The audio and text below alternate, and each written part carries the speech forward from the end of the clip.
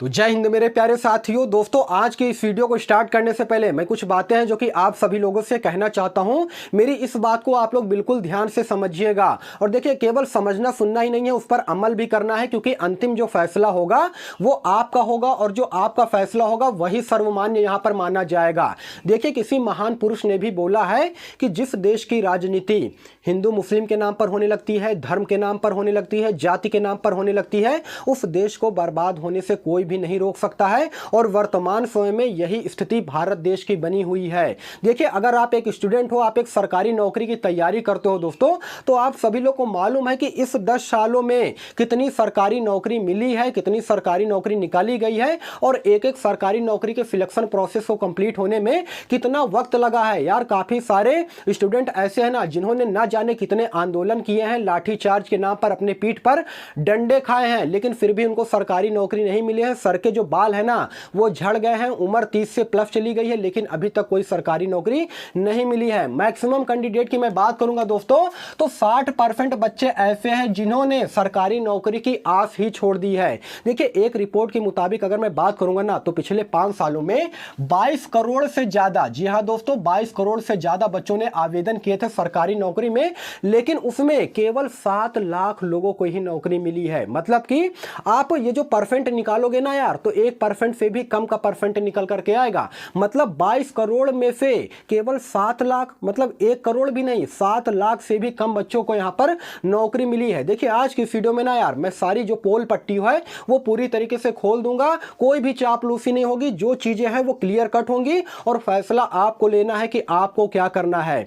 देश में इस वक्त जो है एक मुद्दा बहुत ही ज्यादा गरमाया हुआ है कि इस बार किसकी सरकार। देखिए, 2 पार्टी की मैं बात करूंगा, बीजेपी और कांग्रेस। इसी 2 पार्टी में से कोई एक पार्टी होगी जो इस बार पावर में आएगी। वो आप लोग चुनोगे, आप जिसे चुनोगे वो पार्टी जो है पावर में आएगी। लेकिन यहां पर मैं देख रहा हूं कि कांग्रेस सरकार अपने हर मैनिफेस्टो में जो बेरोजगारी का मुद्दा है ना, वो बहुत ही जोरों शोर से उठा रहा है, क्योंकि उनको मालूम है कि बीजेपी सरकार जो है रोजगार के नाम पर बिल्कुल शून्य हो चुकी है। उन्होंने रोजगार के नाम पर कोई काम नहीं किया है और दोस्तों ये हकीकत भी है। देखिए, यहां पर मैं किसी भी पार्टी का प्रचार प्रसार नहीं कर रहा हूं, हकीकत बता रहा हूं। और बाकी जो फाइनली डिसीजन लेना है वो आपको लेना है कि आपको क्या करना है, किस पार्टी को वोट देना है, जिससे कि आपका भविष्य जो है वो संवर सके। अभी रिसेंटली में हुआ क्या है दोस्तों कि कांग्रेस पार्टी ने एक वादा किया है कि अब की साल में मैं 30 लाख लोगों को रोजगार दूंगा, और यहां पर पूरा का पूरा मैनिफेस्टो जो है वो जारी किया गया है, एक लिस्ट जारी किया गया है।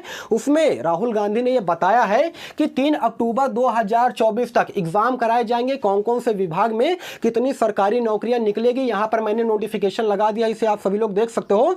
डिटेल से देखना हो तो आप चले जाइएगा मेरे टेलीग्राम चैनल पर, इस नोटिफिकेशन को मैं वहां पर डाल दूंगा, ठीक है ना। तो उन्होंने यहां पर बताया है कि कौन कौन से विभाग में कितने पदों पर भर्ती निकलनी बाकी है, कितने पोस्ट रिक्त है। 30 अक्टूबर 2024 तक ये एग्जाम कराए जाएंगे और 3 अक्टूबर 2024 तक जो है इसमें सबको ज्वाइनिंग दे दी जाएगी। लेकिन सबसे बड़ा यहां पर सवाल ये आता है, आप लोग के मन में भी आएगा कि सर मैं इन पर कैसे विश्वास कर लूं। वादा तो आखिर बीजेपी सरकार ने भी किया था कि 10 लाख लोगों को रोजगार दूंगा, क्या उनको मिला? नहीं मिला ना। तो इन पर मैं जो है कैसे विश्वास कर लूं। देखिए दोस्तों, आपने जो है बीजेपी पर भरोसा करके आप लोग ये चीज देख चुके हैं कि आपको क्या मिला है। पूरी तरीके से आप ठगे गए हैं, आपको छल के अलावा जो है यहां पर कुछ भी नहीं मिला है। तो सेकंड ऑप्शन आपके पास ये आता है कि आप किसी दूसरी पार्टी को चुने, उस पर आप भरोसा जताएं। या फिर यह हो सकता है कि अगर आपको लगता है कि देश में कोई ऐसी पार्टी नहीं है जो कि इस देश का उद्धार कर सकती है, जो मुझे सरकारी नौकरी दे सकती है, तो आप नोटा बटन दबा करके चले आए। सीधी तौर पर से मैं ये बोलता हूं।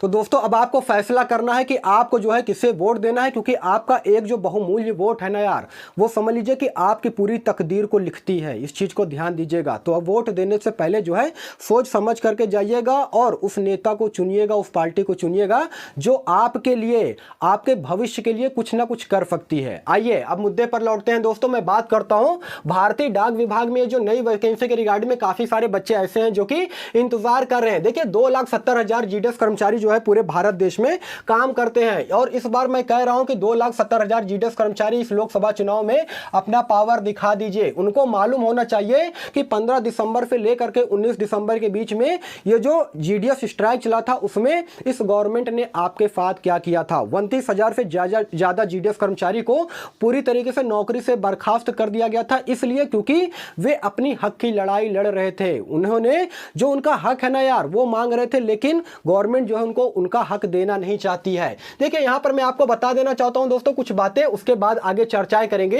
यहाँ पर संचार मंत्री अश्विनी वैष्णव जी ने एक वादा किया था कि हर साल भारतीय डाक विभाग में नई भर्ती निकालूंगा। पिछले 9 सालों में 5000 से ज्यादा पोस्ट ऑफिस ओपन किए गए हैं। उसके अलावा पोस्टल नेटवर्क का विस्तार करूंगा। तो यहाँ पर देखिए ये सारी तो उन्होंने घोषणा किया था, ये हकीकत है, लेकिन यहाँ पर सच्चाई कितनी है, जो धरातल पे जो उन्होंने उतारा है ये क्या उतारा है। अभी 2023 की अगर मैं बात करूंगा तो शेड्यूल सेकंड में जो वैकेंसी आई थी 30,041 पदों पर, उसका सिलेक्शन प्रोसेस पूरी तरीके से कंप्लीट कर लिया गया है। लेकिन इसमें मैं आपको बता रहा हूं मैक्सिमम बच्चों का सिलेक्शन नहीं हुआ है, मतलब कि अभी ज्वाइनिंग नहीं दिया गया है, उनको अभी रोक करके रखा गया है। उसके अलावा 2023 में जून में वैकेंसी आई थी स्पेशल ड्राइव के नाम से भारतीय डाक विभाग में, जिसमें कि 12,828 पदों पर भर्ती आई हुई थी। दोस्तों इसमें मैं आपको बता रहा हूं टोटल 10 मेरिट सूची जारी की गई थी और इसमें भी लगभग सभी बच्चों का सिलेक्शन हुआ था। लेकिन इसमें भी काफी सारे बच्चे ऐसे हैं जिनको कि अभी तक ज्वाइनिंग नहीं दिया गया है।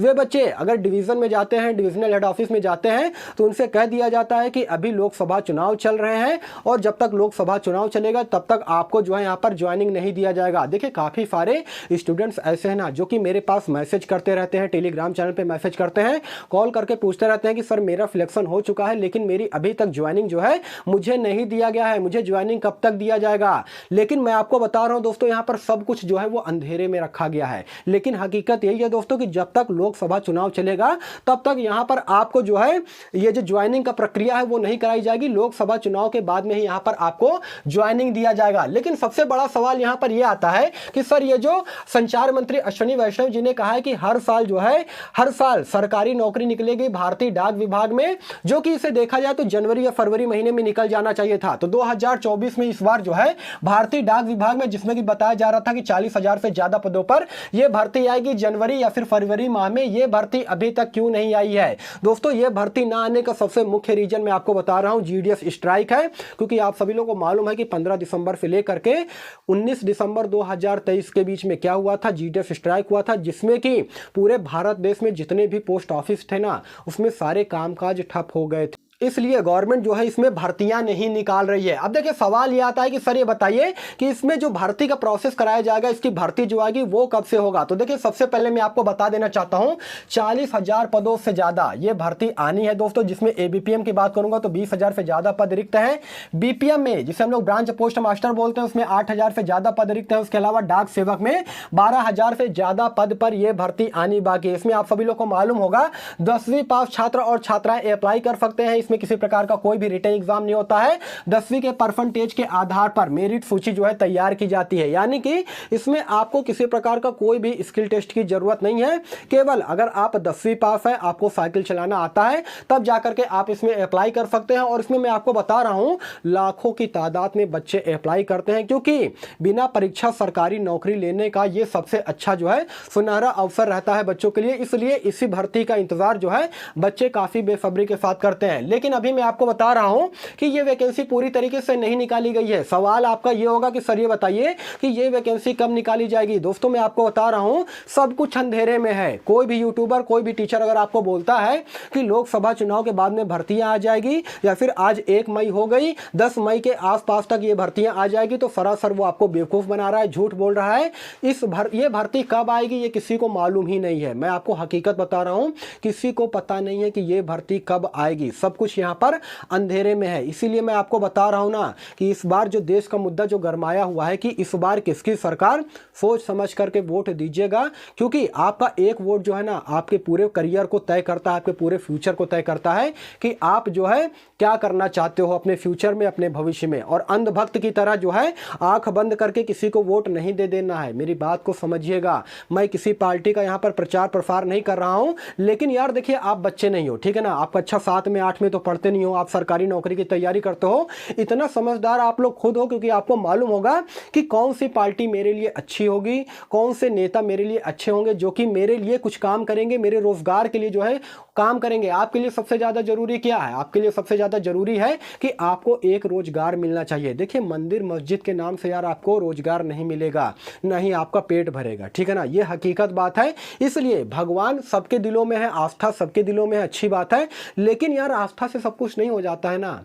यहाँ अगर आप लोग पढ़े लिखे हो, एजुकेटेड हो, अब यहाँ पे सरकार कह देती है कि जो योग्य बच्चे हैं वही सरकारी नौकरी करेंगे। तो मैं उनसे ये सवाल करना चाहता हूँ कि ठीक है, अगर योग्य बच्चे सरकारी नौकरी पाएंगे तो अगर आपने ITI, डिप्लोमा, BTech वगैरह कर रखा है, ग्रेजुएशन कर रखा है, तो आपके पास ये डिग्रियां कहाँ से आई यार? आप योग्य हो तभी तो ये सारी डिग्रियां आपके पास आई हैं कि नकल करके आप लोग पास हो गए और ये डिग्री आपके पास आ गई है। देखिए यहाँ पर वे बच्चे जो कि ग्रेजुएशन कर रखे हैं, डिप्लोमा कर रखे हैं, ITI कर रखे हैं, BTech कर रखे हैं, वे बच्चे योग्य हैं, उनको सरकारी नौकरी मिलना चाहिए। और राहुल गांधी ने इस बार बोला भी है कि देखिए जो डिप्लोमा ITI वाले बच्चों को 1 साल का अप्रेंटिसशिप कराया जाएगा, जिसमें कि 24,000 रुपए प्रति माह दिया जाएगा। अगर इनकी सरकार बनती है दोस्तों, तो जितने भी बच्चे ITI कर रखे हैं, डिप्लोमा कर रखे हैं, उनको 1 साल का अप्रेंटिसशिप कराया जाएगा, जिससे कि उनको स्किल सिखाया जाएगा और उनको 24,000 रुपए प्रति माह के रूप में दिया जाएगा। साथ ही साथ ये जो अग्निपथ स्कीम योजना है,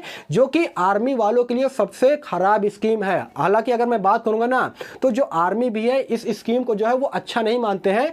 सबसे पहले अगर मान लीजिए कांग्रेस की सरकार बनती है तो वो अग्निपथ योजना को समाप्त कर देंगे, उन्होंने अपने मैनिफेस्टो में बोला है और ये हकीकत है। मुझे ऐसा लगता है दोस्तों कि ये जो सरकार अगर बनेगी कांग्रेस की, तो वे जो है ऐसा जरूर यहां पर करेंगे। लेकिन वो तो चलिए वक्त बताता है कि किसकी सरकार बनती है, कौन सी पार्टी पावर में आती है, वो चीज जो है जनता तय करेगी, आप तय करोगे, तभी जाकर के पता चलेगा। देखिए यहां पर मैं बात करूंगा दोस्तों GDS के वर्क लोड के बारे में, क्योंकि काफी सारे लोग ऐसे हैं ना जो कि कहते हैं कि एक GDS कर्मचारी का वर्क ही कितना रहता है जो कि इनको सैलरी इतनी दी जाएगी। क्योंकि सैलरी की अगर मैं बात करूंगा तो यहाँ पर BPM की अगर मैं बात करूंगा, यहाँ पर मैं लिख दे रहा हूँ, BPM कर्मचारी की अगर मैं बात करूंगा तो उनको करीब करीब 18,000 के आसपास दिया जाता है। वहीं पर अगर मैं बात करूंगा ABPM और डाक सेवक की दोस्तों, तो उनको करीब करीब जो है 15,000 के आसपास वेतन दिया जाता है। देखिए अभी मैं उनके वर्कलोड के अगर बारे में बात करूंगा तो दोस्तों यही सारा सब कुछ जानकारी देना था। देखिए अगर आप भी भारतीय डाक विभाग में नई भर्ती का इंतजार कर रहे हैं तो आप केवल वेट कर सकते हो और यहां पर कुछ भी नहीं कर सकते हो, क्योंकि जब भर्ती आएगी तभी जाकर के आप इसमें आवेदन कर पाओगे। कोई भी जानकारी आएगी तो रिसेंट वीडियो में आपको बना करके जानकारी दूंगा। तो यही सारा सब कुछ जानकारी देना था। वीडियो अगर आपको इन्फॉर्मेटिव लगा हो तो वीडियो को लाइक कीजिएगा, चैनल को सब्सक्राइब कीजिएगा। बाकी फिर मिलूंगा किसी नेक्स्ट वीडियो में, तब तक के लिए धन्यवाद।